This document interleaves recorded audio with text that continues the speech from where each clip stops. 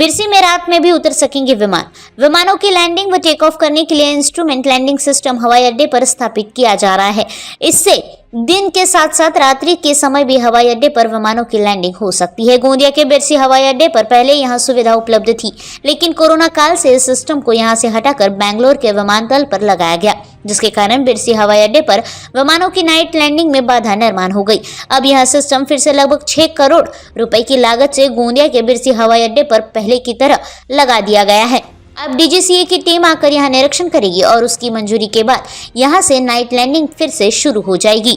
बिरसी हवाई अड्डे के एयरपोर्ट डायरेक्टर शफीक शाह ने बताया कि यह सिस्टम रशिया से लाकर यहां लगाया गया है और अब इसका काम पूरा हो चुका है। अब डीजीसीए की एक टीम यहां आकर इसका निरीक्षण करेगी और टेस्टिंग सर्टिफिकेशन की प्रक्रिया पूरी होने के बाद यहां पर विमानों की रात्रि के समय भी आवाजाही शुरू हो जाएगी।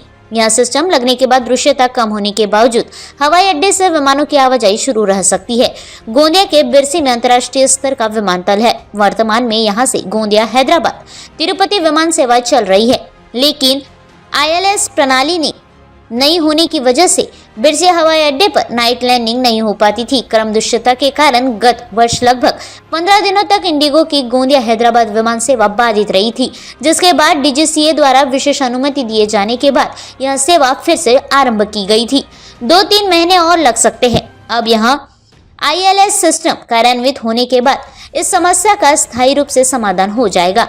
शफीक शाह ने यह बताया है कि सिस्टम लगाने के बाद भी डीजीसीए की टीम का निरीक्षण और सर्टिफिकेशन प्रक्रिया पूर्ण होने में कम से कम 2 से 3 माह की अवधि और लग सकते हैं, लेकिन एक बार नाइट लैंडिंग की सुविधा विमानतल पर उपलब्ध होगी तो फिर अन्य स्थानों के लिए भी नियमित विमान सेवा गोंदिया से बिरसी हवाई अड्डे से शुरू हो सकती है।